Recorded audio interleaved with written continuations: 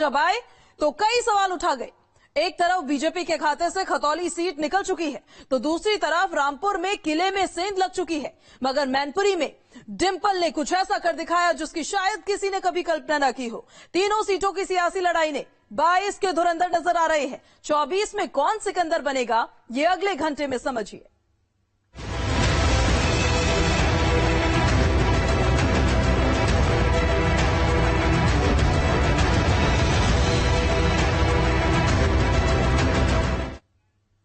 दशकों तक रामपुर में आजम खां की सल्तनत रही। आजम ने ऐसा किला कायम किया जिसको भेदना अभी तक विरोधियों का ख्वाब ही रहा था, मगर 2022 के उपचुनाव में आजम का यह आखिरी किला ढह चुका है। उपचुनाव में रामपुर की हार कितनी बड़ी है और इस हार के क्या मायने हैं, जीत को बीजेपी किस तरह से देखती है और हार को समाजवादी पार्टी किस तरह से हजम कर रही है, सब कुछ इस रिपोर्ट में समझिए।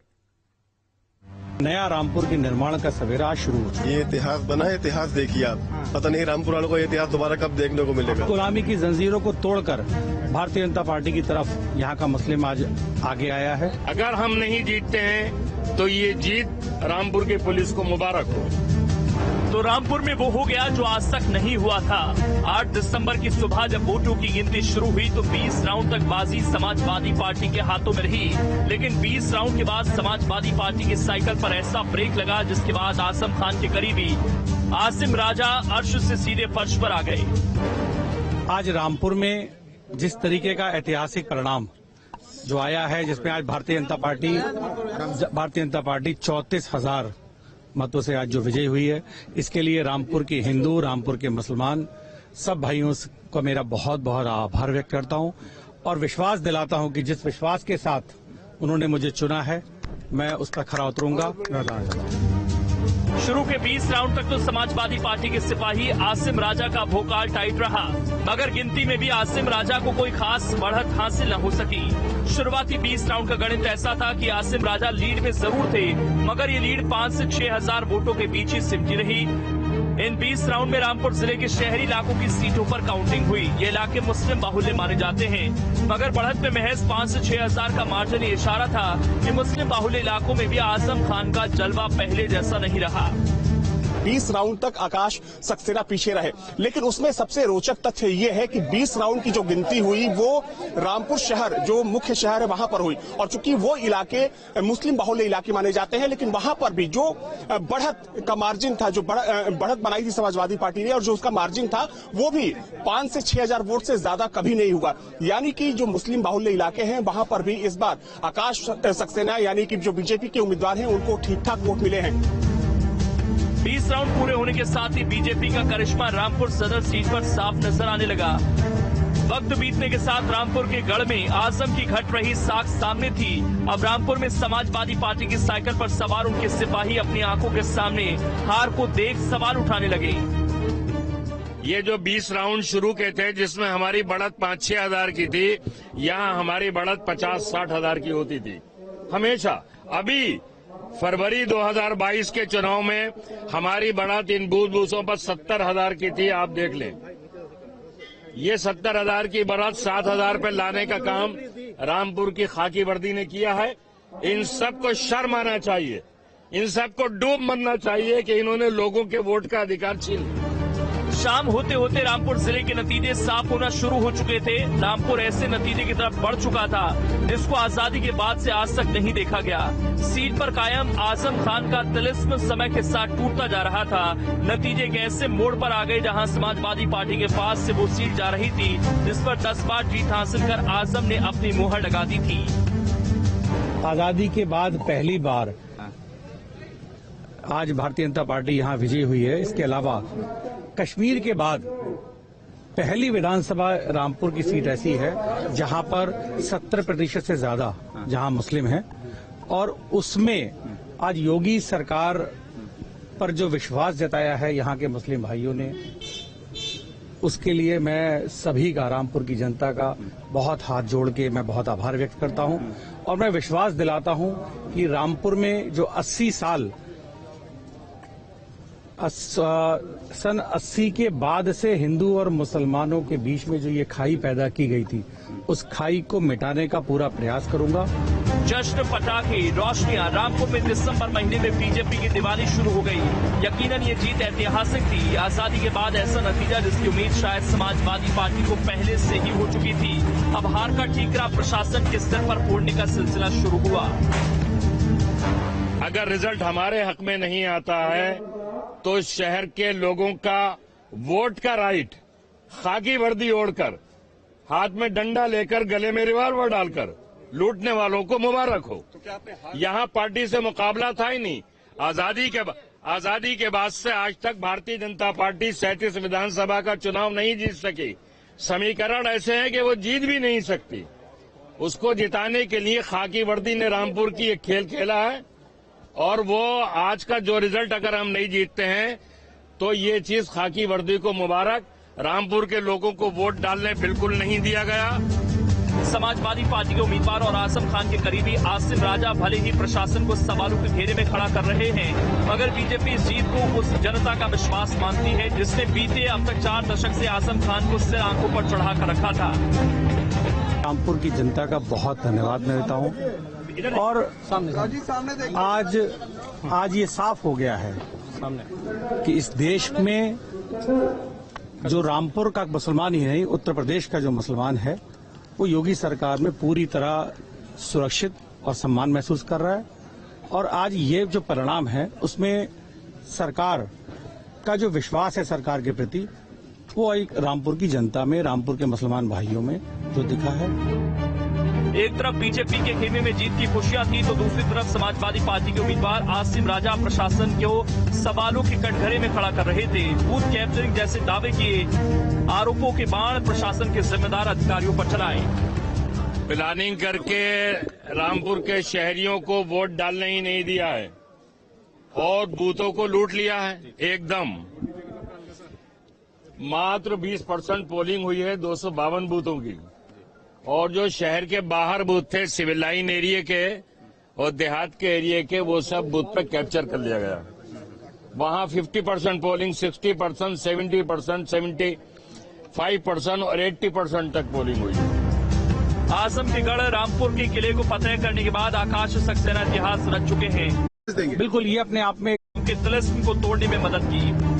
5 दिसंबर को वोटिंग के बाद से ही ये कयास है कि वोट प्रतिशत में आई कमी बीजेपी को बढ़त दे सकती है, और ये कयास 8 दिसंबर को सच साबित हो गए। कई ऐसे फैक्टर रहे हैं जो फैक्टर इस बार बीजेपी के साथ दिखे, क्योंकि जो कम वोटिंग हुई उसको लेकर भी लोगों के मन में शंका थी कि जो कम वोटिंग हुई है वो समाजवादी पार्टी के पक्ष में जाएगी या भाजपा के पक्ष में जाएगी। तो इससे कहीं ना कहीं साफ हुआ है कि कम वोटिंग होने से कहीं ना कहीं बीजेपी को फायदा हुआ है। नतीजे आ चुके हैं। रामपुर में आजम का तिलिस्म टूट चुका है, बिखर चुका है वो गढ़ जो करीब 4 दशक तक आजम खान की जीत का साक्षी बना रहा। इस सीट पर सेंधमारी को बीजेपी मुस्लिम समाज में बढ़ती अपनी पैठ बता रही है। यहाँ का तो हर मुसलमान एक तरीके से पसमानदा ही था, क्योंकि कभी उसमें मुकदमा चलाया, वो जीता और जनता ने उसको जिता के ठप्पा लगा दिया कि आकाश जो तुमने सही किया, जो किया वो सही किया और हम तुम्हें विधायक बना दें। चुनाव से पहले समाजवादी पार्टी ने जमीन और आसमान एक कर दिए। मंच से आजम खान ने हर वो पैंतरा चला जिसके बल पर वो रामपुर में बादशाहत करते आए थे, मगर बस एक उपचुनाव ने रामपुर में समाजवादी पार्टी की साइकिल की रफ्तार पर ब्रेक लगा दिया। कह सकते हैं कि रामपुर सदर में भारतीय जनता पार्टी ने एक नया इतिहास रचा है, क्योंकि ये वो सीट मानी जाती थी जहां पर कभी आजम खां की बादशाहत हुआ करती थी। 10 बार से वो विधायक थे, हालांकि उनकी सदस्यता जाने के बाद भी आसिम राजा उम्मीदवार थे। वो तकरीबन 33,000 वोटों से चुनाव हार गए हैं। रामपुर शहर की फिजाएं बदल चुकी हैं। 33,000 वोट ने आजम खान को ऐसी चोट दी जिससे उभरना आसान नहीं। शायद किसी को नहीं रही होगी। मुलायम सिंह यादव के बाद उनके नाम पर ये पहला चुनाव हुआ तो डिंपल पर अखिलेश ने भरोसा जताया। नतीजा पार्टी को ऐसी महाविजय की ओर ले गया जिसने मैनपुरी के हर रिकॉर्ड को ध्वस्त कर दिया। उपचुनाव के नतीजे यही इशारा करते हैं। हर रिकॉर्ड को बदल दिया, मिजाज को बदल दिया। जीत के साथ डिंपल के माथे पर ऐसा विजय तिलक लगा जिसके बाद मैनपुरी का इतिहास बदल गया। सारे रिकॉर्ड उस बार तोड़ दिया आपने, पिछले पुराने जो भी था सब बराबर कर लिया। देखिए, नेताजी के आदर्शों की जीत है और जो यहाँ समाजवादी पार्टी ने विकास किया है, नेताजी ने जो यहाँ पर विकास की शुरुआत की थी तो उसकी वजह से बड़ी जीत हुई है। आपने कहा नेताजी का जलवा अभी भी कायम है। देखिए, ये जो नारा दिया गया था, जिसका जलवा कायम है उनका नाम मुलायम है, आज भी नेताजी का जलवा कायम है। मैनपुरी का उपचुनाव मुलायम सिंह यादव की याद में था। वो मैनपुरी जहां मुलायम का जलवा बीते करीब 3 दशक से कायम है। वो मैनपुरी जिसकी पहचान मुलायम सिंह यादव बन गए। 1996 से आज तक इस सीट पर समाजवादी पार्टी का तिलिस्म कोई न तोड़ सका। आज मुलायम के पीछे जब मैनपुरी में डिम्पल उम्मीदवार बनकर उतरी तो जनता ने भरपूर प्यार दिया। ऐतिहासिक जीत दिलाई है। मैनपुरी के मतदाताओं की जीत भी सच्ची श्रद्धांजलि नेताजी को दी है। जो नेताजी ने मेल जोल की, भाईचारे की, स्वार्थ की राजनीति की है, उसको आगे बढ़ाने का काम करेंगे। बाबा साहब भीमराव अम्बेडकर जी, डॉक्टर राम मनोहर लोहिया, उनके दोनों के सपनों को जो नेताजी ने रास्ता अपनाया, उसी रास्ते पे हम लोग चलेंगे। और जिस तरीके से मैनपुरी की जनता ने मान सम्मान बढ़ाया है, हम सब लोग मिलकर के मैनपुरी की जनता का मान सम्मान बढ़ाने का काम करेंगे। मैनपुरी के बिसात मुलायम सिंह यादव के विरासत पर तैयार हुई। डिम्पल पर दांव खेलकर अखिलेश चाचा शिवपाल को लाए। नतीजे ऐसे थे जिसकी कल्पना नहीं की गई। डिम्पल यादव ने मैनपुरी में बीजेपी उम्मीदवार रघुराज शाक्य को 2,88,136 वोटों के भारी अंतर से हराया। डिम्पल के खाते में 6,17,625 वोट आए। रघुराज शाक्य को 3,29,489 वोट मिले। नेताजी के इस लोकसभा क्षेत्र से एक संदेश दिया ऐतिहासिक जीत का। मैं एक बार फिर मैनपुरी लोकसभा की जनता का बहुत बहुत धन्यवाद देता हूं। जहां जसवंत नगर ने रिकॉर्ड जीत दिलाई है, वहीं करहेल, किसनी, भूगांव और मैनपुरी खासकर इन विधानसभाओं ने जो समर्थन दिया है, हम सभी समाजवादी लोग जनता का आभारी हैं। मैनपुरी की बाजी को अखिलेश ने चाचा शिवपाल के साथ मिलकर कबूल किया। दोनों ने एक साथ एक मंच को संभाला। साल 2016 में चुनाव के चलते चाचा शिवपाल और अखिलेश के बीच जो अदावत शुरू हुई, मैनपुरी के उपचुनाव में वो मोहब्बत में बदल गई। नतीजा था जनता का वो फैसला जो मैनपुरी में इतिहास बदल गया। जीत का आंकड़ा था 2,88,136 वोटों का। अगर इसकी तुलना खुद मुलायम सिंह यादव के आखिरी चुनाव यानी 2019 से करें तो उस वक्त मुलायम सिंह यादव ने 94,000 वोटों से जीत हासिल की थी। यानी इस मैनपुरी की जनता के जज्बातों को लोग समझ भी नहीं पाए। डिम्पल की बम्पर जीत ने मैनपुरी में विरोधियों का सुपड़ा साफ कर दिया। शिवपाल ने भतीजे अखिलेश का भरपूर साथ दिया। जनता में संदेश गया कि परिवार एक हो चुका है और से वोट मांगते थे। अधिकारियों से कह रहे थे उत्पीड़न करो, वहाँ पर करो, उस पर बंद करो, उसका चालान करो, तो यही चल रहा था। तो फिर जनता ने फिर जिता दिया। मैनपुरी में समाजवादी पार्टी के इस जीत को बीजेपी मुलायम सिंह यादव की विरासत से जोड़कर देख रही है। जाहिर है उनके सियासी खत का असर डिम्पल को भरपूर मिला। मैनपुरी की जनता ने, हो सकता है कि भाई जिस तरीके से उन्होंने नेताजी श्री मुलायम सिंह यादव के श्रद्धांजलि देने के नाम पर वोट मांगा, तो नेताजी तो हर दिल अजीज नेता थे ही वहां के ऊपर, इसमें कोई दो राय नहीं।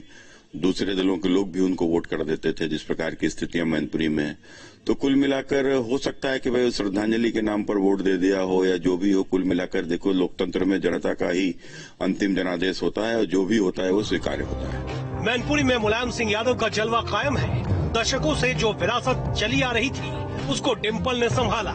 असर कुछ इस तरह हुआ कि मैनपुरी के हर समीकरण बदल गए। नतीजा बम्पर अंतर से जीत ही नहीं बल्कि समाजवादी पार्टी के खेमे में एक उम्मीद की तरह है। अब डिम्पल 2022 के उपचुनाव में सिकंदर तो बन गई। देखना होगा 2024 के चुनाव में वो कितना असर डाल पाती हैं। Team news state. उपचुनाव में मैनपुरी में डिम्पल के माथे पर विजय तिलक लगा है, मगर इस उपचुनाव ने चाचा और भतीजे के बीच की दूरियों को खत्म करने में बड़ी भूमिका निभाई। 2016 में चाचा और भतीजे के बीच जो जंग शुरू हुई उसका खात्मा 2022 के उपचुनाव में हो गया है। मैनपुरी में महाविजय मिली है तो समाजवादी पार्टी और प्रगतिशील समाजवादी पार्टी के बीच बनी खाई भी पट गई है। चाचा और भतीजा अब एक झंडे के तले आ चुके हैं। इसके असर को इस रिपोर्ट में समझिए। मैनपुरी का मैंडेट आया तो न सिर्फ डिम्पल के सिर पर जीत का सेहरा सजा, बल्कि चाचा और भतीजे के बीच की दूरियां भी खत्म होती दिखी। 2017 के विधानसभा चुनाव के साथ शिवपाल और अखिलेश के बीच जो अदावत शुरू हुई थी, 2022 के उपचुनाव ने उस घाव पर मरहम की तरह काम किया।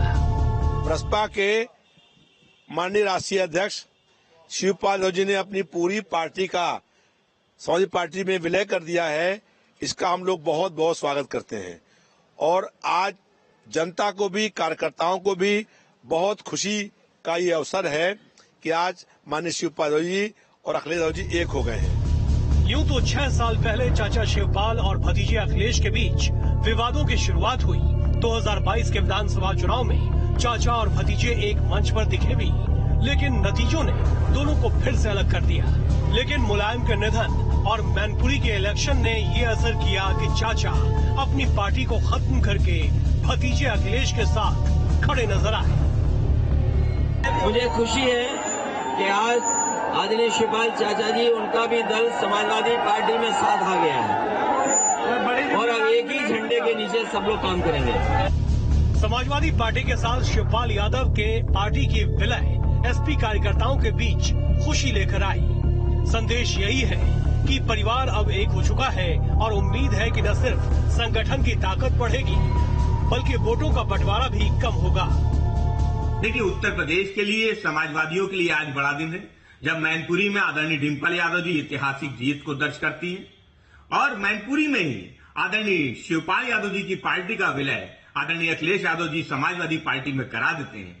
हम समझते हैं उत्तर प्रदेश की जनता के मुद्दों को समाजवादी पार्टी और मजबूती से उठाएगी और आने वाले लोकसभा चुनाव में समाजवादी पार्टी बड़ी जीत दर्ज करेगी। अब भले ही शिवपाल और अखिलेश का साथ आना समाजवादी पार्टी के लिए खुशी का संदेश है, लेकिन बीजेपी शिवपाल के इस कदम पर भी तंज कसने में कम नहीं। अखिलेश का शिवपाल से रवैया भले ही चाचा भुला चुके हों, लेकिन बीजेपी को रह रहकर वो बातें याद जरूर आती है। शिवपाल सिंह यादव को लेकर के समाजवादी पार्टी ने पहले भी बार बार अपने स्टैंड बदले हैं।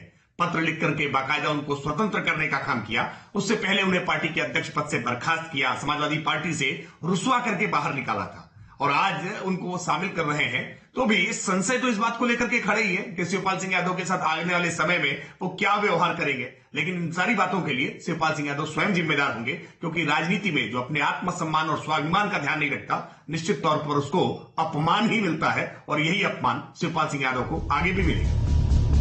मैनपुरी की जीत ने न सिर्फ समाजवादी पार्टी का जोश हाई किया, बल्कि परिवार को भी साथ लाकर खड़ा कर दिया। चाचा और भतीजे के दरमियान जो तलखियां थी, विलय के साथ उनके खत्म होने की उम्मीद है। मगर ये उम्मीद 2024 में क्या असर दिखाएगी, देखना दिलचस्प होगा।